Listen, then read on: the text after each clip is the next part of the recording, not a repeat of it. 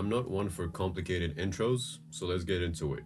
You're here because I just told you that energy is everything, and that if you master your vibration, magic happens, right?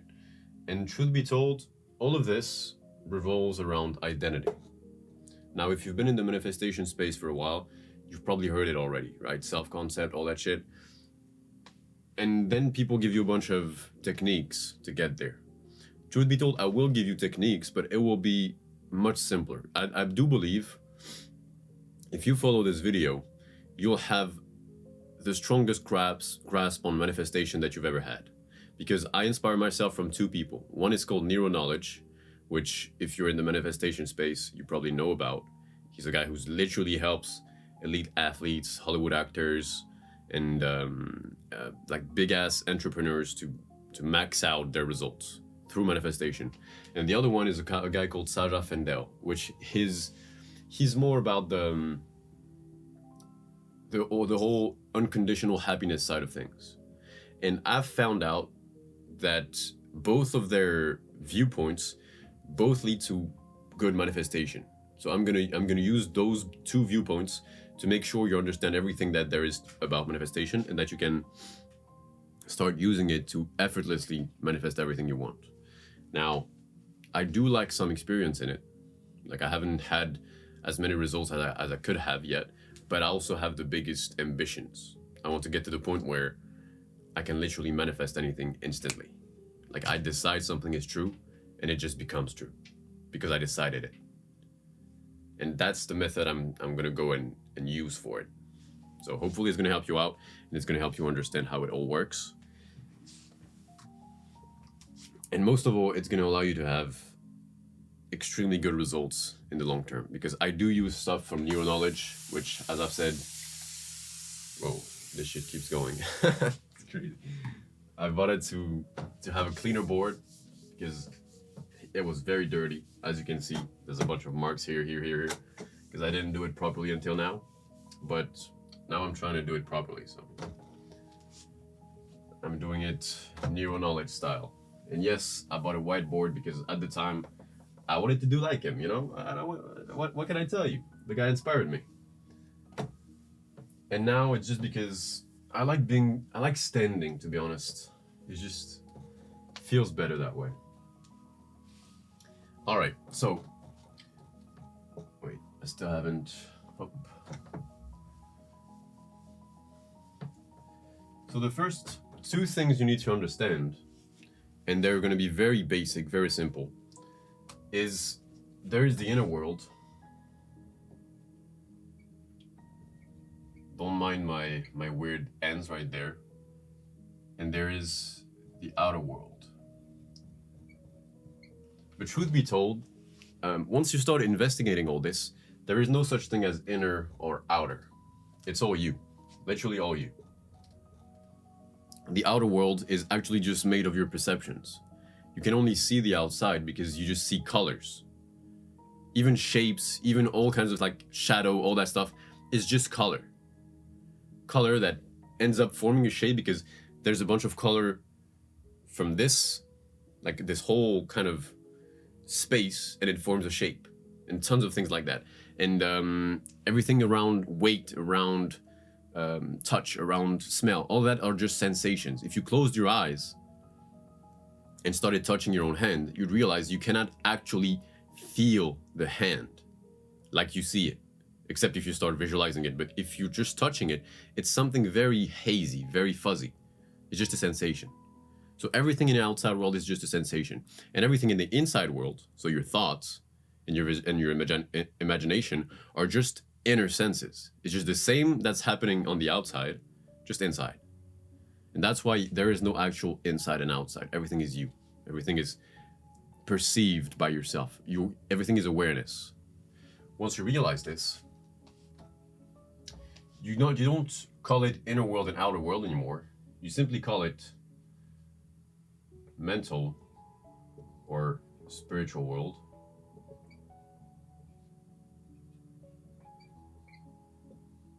and physical world. You can also call them planes, but I don't know. I like the word world. It works better. I don't know. So there are those two things. And the way to change them is simply to realize that the physical world is influenced by the mental world. Once you realize that, you start working on changing this part rather than this one. And it all comes down to a definition from neuroknowledge about what manifestation truly is. And I'm not going to write it because it takes a while to write it, but you can just sift it through your mind, pause it, rewind, and re-listen to it. It's shifting to a degree where you're no longer emotionally dependent upon seeing reality change. And I'll even change it and say you're no longer emotionally dependent upon seeing the physical world change. I think it's better to understand it that way, because you're going to be changing your mental world and your spiritual world. Because you're changing the mental world and the physical world, you're going to reach a point where you are so satisfied with what's happening here. I'll say inside because it's still easier to see it that way, but we've established that's not really it, right? But you're so absorbed by what's happening in the mental world that at some point you don't care about the physical world anymore, because you already have everything you want in there. And the way you do this is through the techniques. Let me actually do it the right way. I gotta get used to this. I gotta get used to this. I took an atomizer, that's how it's called. And this shit just stays on for so long. I end up putting a bunch of water everywhere as well. There you go. Let me put it here. I'll get used to it eventually, but I like this style. And honestly, in my head right now, I've already won the lottery. Okay, so I don't even care about YouTube anymore in this business sense. Maybe I will still make it a business. I don't know.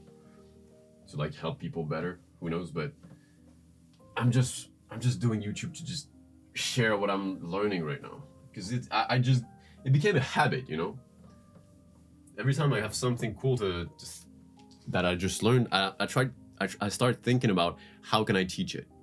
And so you're kind of my practice to teach it, and to therefore at least as well learn it better and understand it better, because it forces me to conceptualize it more. So the way you change your inner world comes from 1, 2, 3 things, right?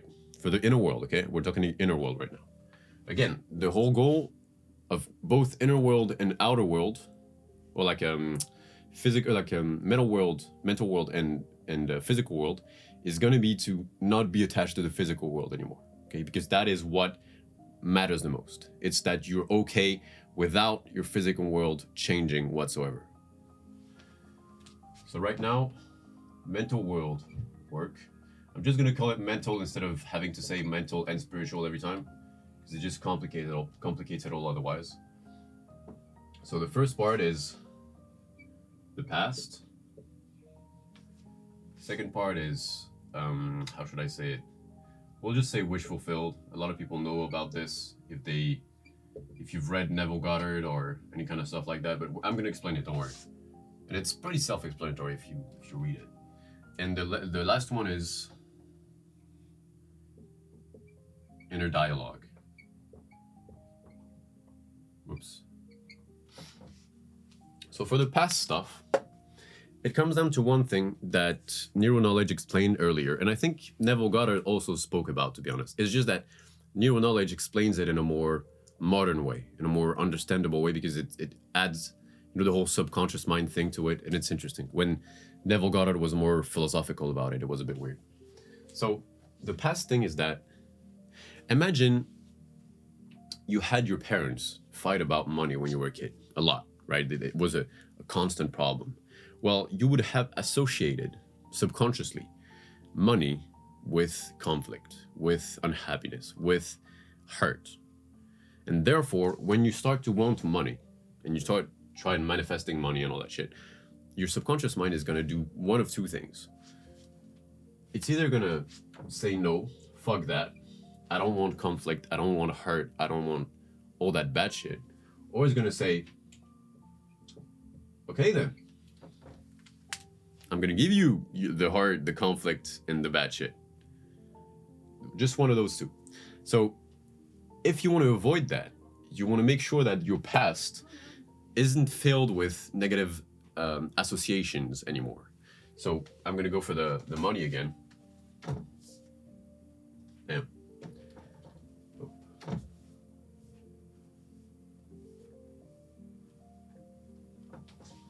Whatever. Oh. You basically take, let's say you put yourself in a drowsy state, in a relaxed state. Like you try and go to sleep and you just stay like this, as if you were trying to astral project or meditate. You just lay down, don't do anything, let yourself completely not move. Okay, you do not move your body at all. Your mind is still there, it's fine, but you just don't move at all.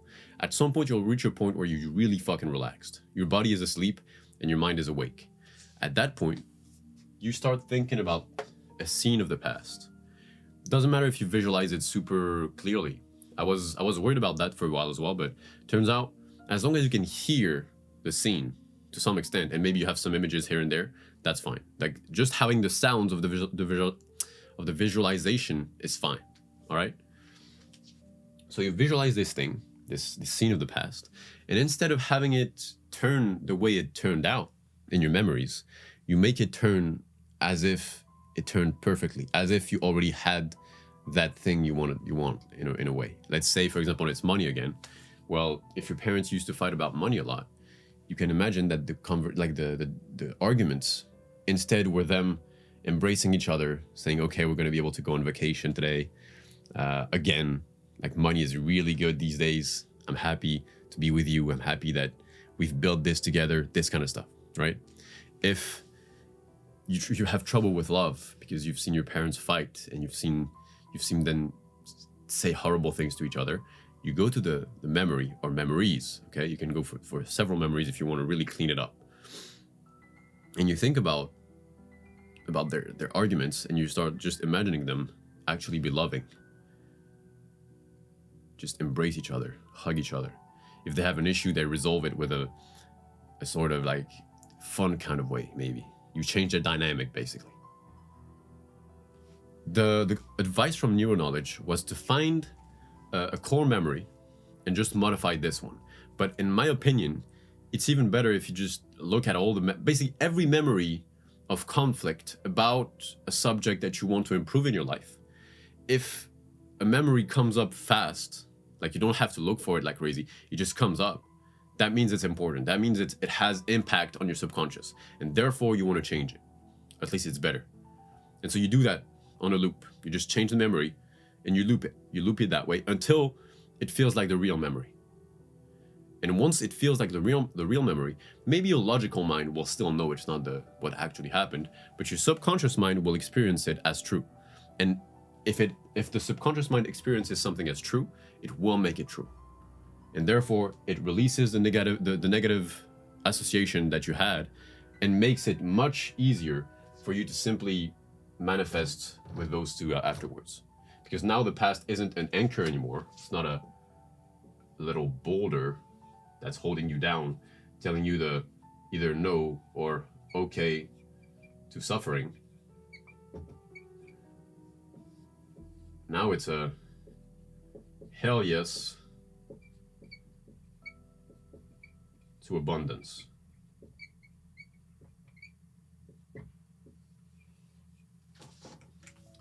All right, I hope that was clear. So that's the first step. At least that's the first step if you believe you have those negative memories associated with what you want. If you don't believe so, if you genuinely do not have any memories that come up when you're thinking about that, then don't try and force bad memories. There's no point, all right? But if it just, like when I talked about it to you, about money or about relationships and all that shit, and something came up in your mind right away, then yeah, go work on that, change the memory. And the goal is that at some point, you'll end up realizing that your childhood was actually awesome. After you fucking modified it all. It's gonna feel like you had an awesome childhood from A to Z. Now, once you've done that, you can go to the wish fulfilled part. Now, I'll call it the wish fulfilled because the whole point is you visualizing yourself. And again, I will say it again, you do not need to have a fucking I went for like a Scottish accent all of a sudden. You don't need to have a fucking super vivid visualization like a lot of people say, because a lot of people say you have to have it vivid so that you can feel what's happening. Honestly, I don't think you do. I don't think you need to have this super vivid thing, because again, I've heard Neville Goddard literally today say that you can do it with just sounds. Now, I do believe if you can add senses to it, sensations like physical touch, it's good. And I do believe physical touch is easier than actual, a sight for most people. So as long as you have sound and touch, you're good. What you want to do, and that's the method that I've heard from Neuro Knowledge. I don't know if he took it from Neville Goddard as well, but who cares? You want a close one, or like a loved one,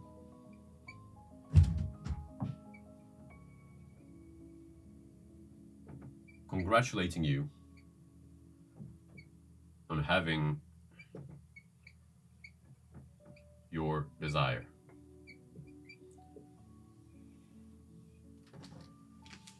So you basically imagine a scene where you just project yourself in the middle of the scene, okay? You don't need to have a beginning, like super normal beginning with like, hi, how are you doing, blah, blah. No.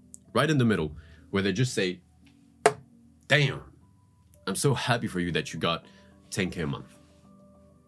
Dang, I can't believe you just won the lottery. That's crazy, man. I'm so happy for you.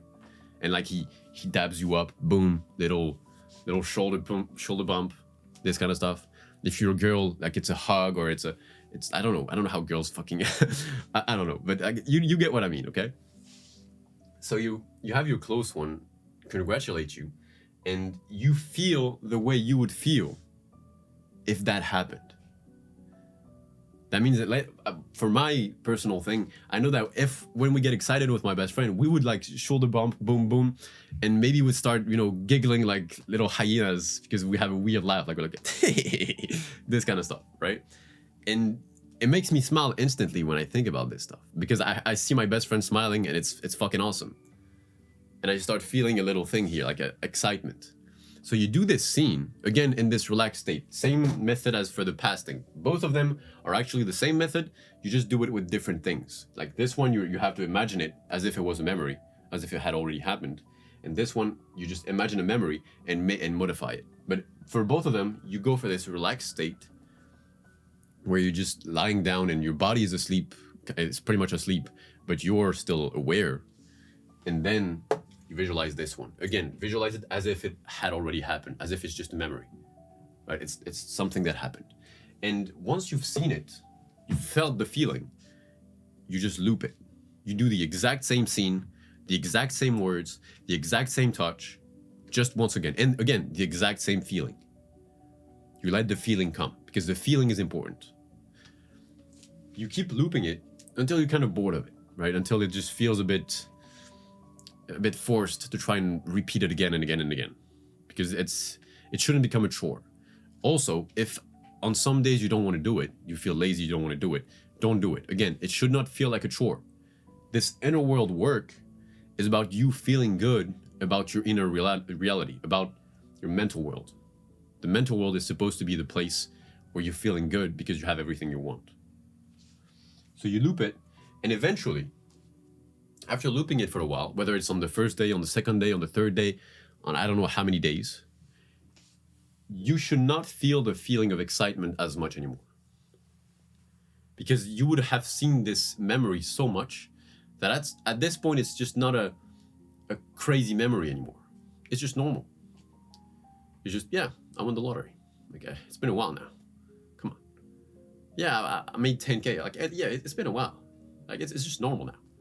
That you don't say that in the visualization, by the way. It's just, I'm trying to express how the feeling would feel, how peaceful, how relaxed it would be, instead of excited. If you have this peaceful, relaxed feeling from the get-go, cool. You're already set to go, I would say. You just keep doing that, and you keep internalizing this inner world, this mental world, and until you don't care about the outer world anymore. And finally, whoops. The inner dialogue, which basically is just thoughts from your desired self. Just ask yourself a simple question. How would I think if I already had what I wanted?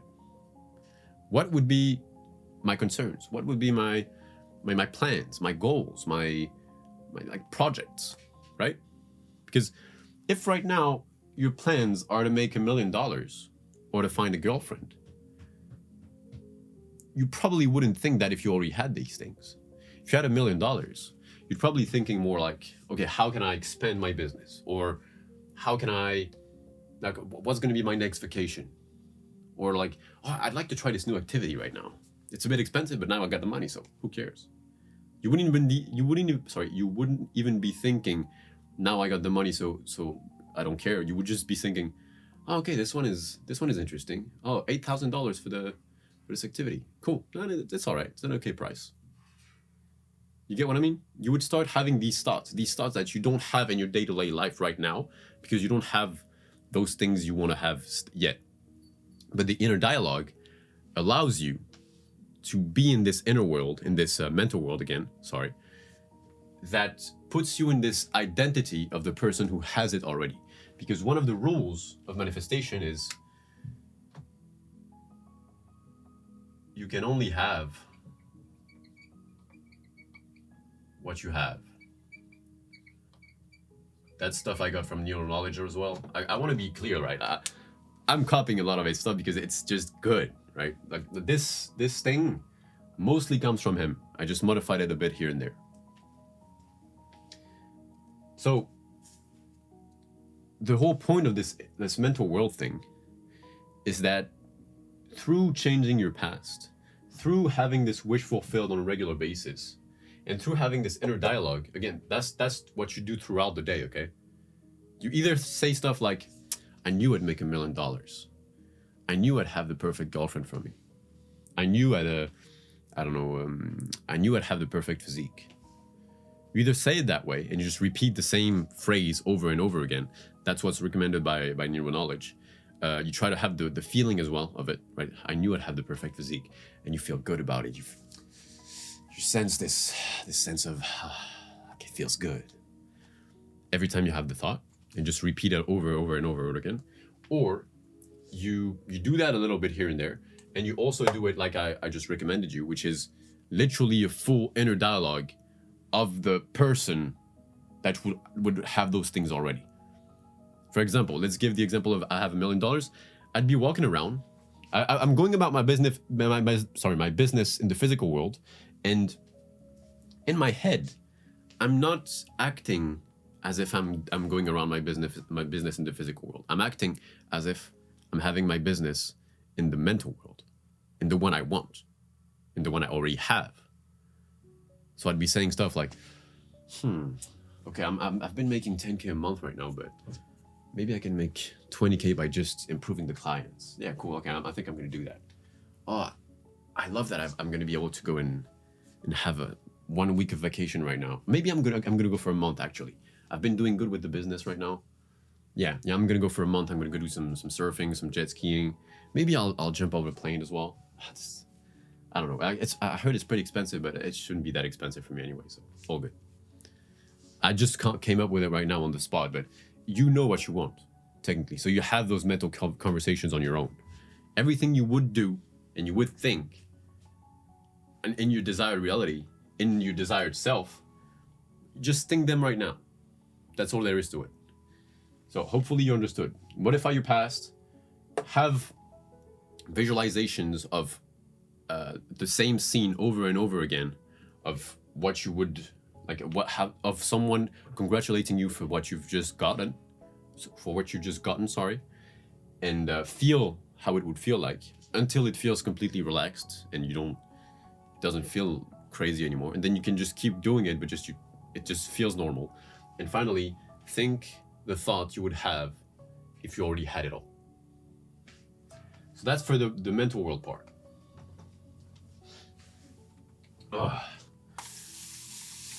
Every time I do these this boards one, you know, where I speak with the board and I don't edit anything, I have a nagging thought in my mind, which is that maybe I sound a bit too monotone, right? Like, let me know in the comments if I end up sounding a bit boring after a while. Because, truth be told, if I speak the way I want to speak, really, like with my just going completely with the flow with myself, I end up trying to speak a bit too fast because I'm French in the first place. And in French, I eat a lot of my words.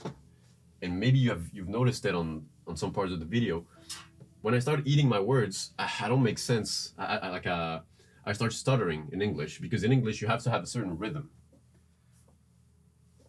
to the words. So it's hard for me to just let go and fully release everything and just speak from, be relaxed with it. It's a bit weird, but it's something I gotta work on, I guess. And I guess I'll get used to it by doing those videos as well, hopefully. So, physical world.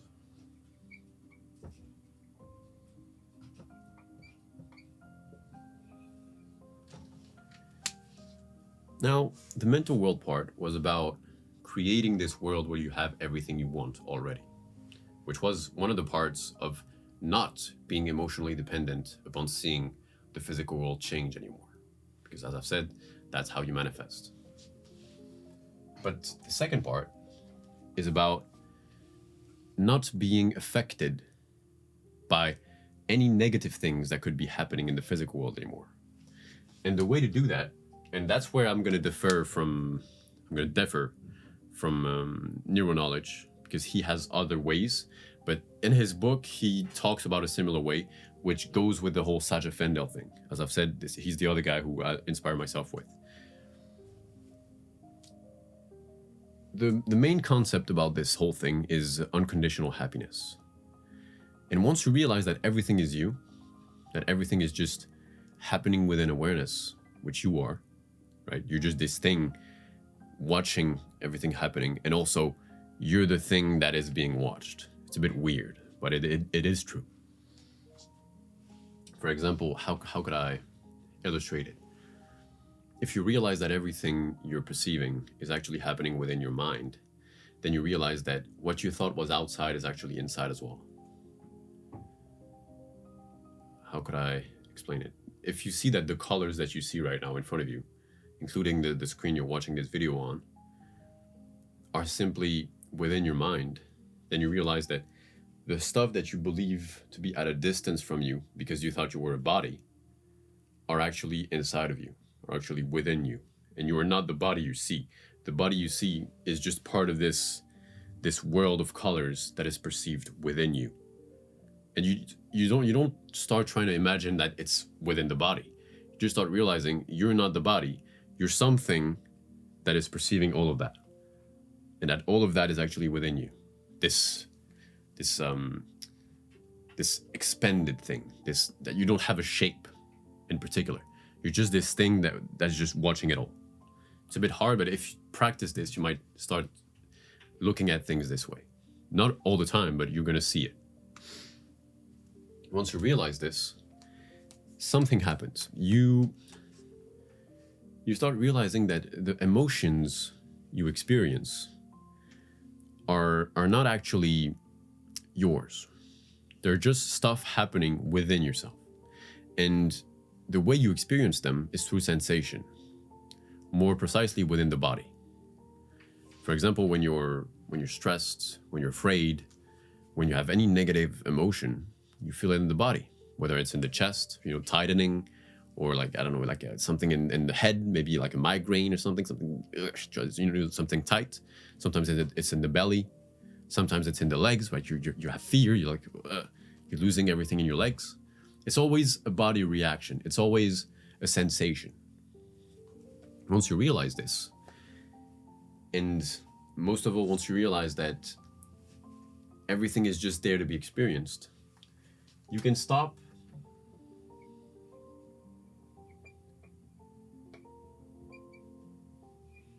putting a narrative on each emotion.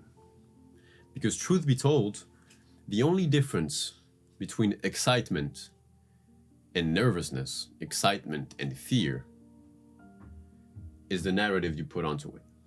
The narrative being your thought process.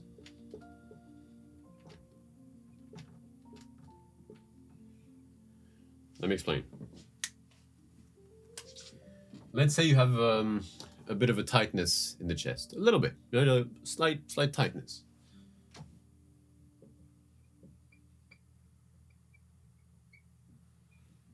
Now, let's look at the situation.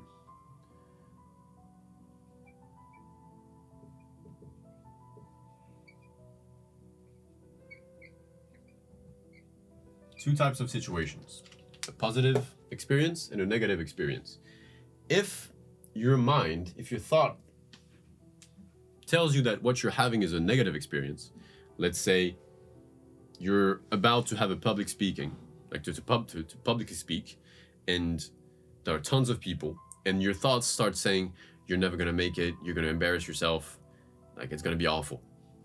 Then this tightness is gonna be interpreted as negative.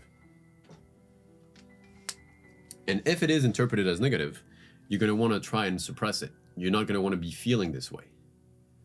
Although it's still just a little tightness in your chest, nothing crazy. Truly. Maybe it might be worse for some people, but it's just a sensation at the end of the day. Okay? Now let's take the thought of you have this tightness in your chest, and it's because you've just had the best job you could ever want for. Or no, we're gonna say something similar. You've just finished the public speaking talk that you were afraid of just before, and it's gone absolutely crazy well. And like standing ovation, people come after you after the stage, and you're like, you've just changed my life. Like I want to work with you. Tons of cool things happening. Suddenly, your mind interprets it as positive. It starts saying like, "Whoa, man! Like that's gonna be life changing. Like this is gonna change your life. You've just nailed it. Wow! How good are you?"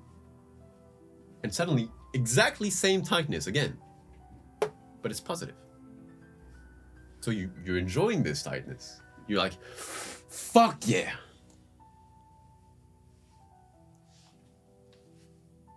The narrative. But now, if you realize that every single emotion, every single thought, every single sensation, so the tightness, the narrative, the thought, and the seemingly positive and negative stuff are just all part of your experience, not as a body experiencing stuff, but as awareness experiencing a bunch of cool stuff, whether it's considered negative or positive, then something weird starts to happen. Instead of having this narrative forming of, okay, it's good stuff or it's bad stuff, you start just having the tightness.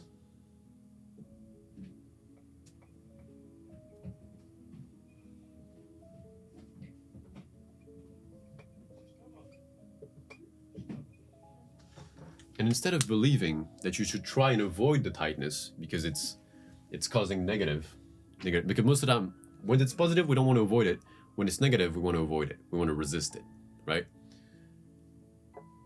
Once you know that everything is happening within you, you start taking it and just looking at it and just accepting it.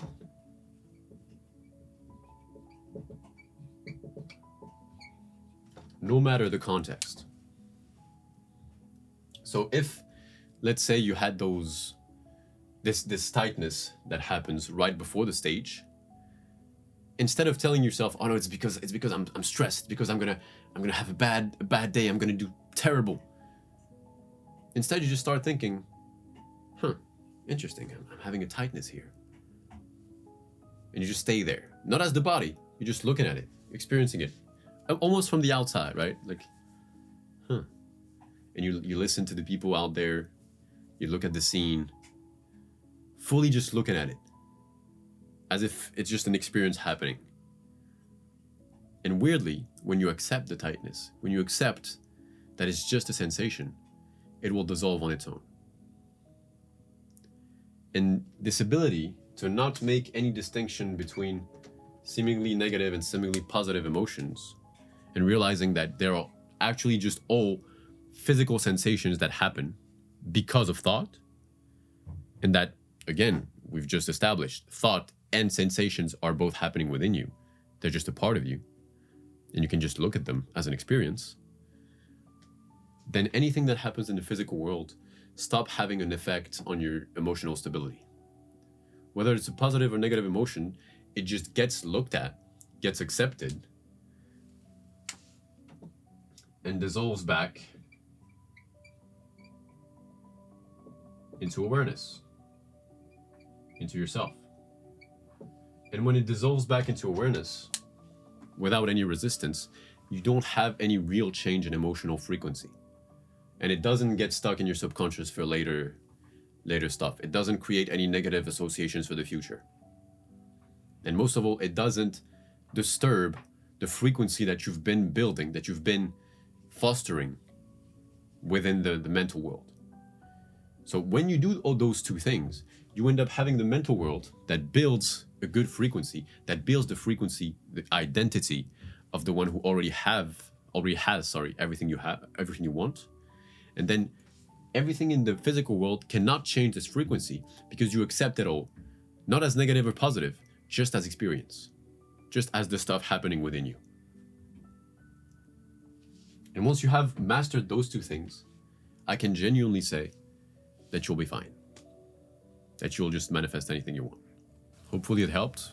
And if you want some coaching on that, on fitness, or on bedroom gaming, I'm going to call it that way, DM me on Instagram. I'm going to probably leave the link in the description. And don't forget, work on the inside and the outside will follow.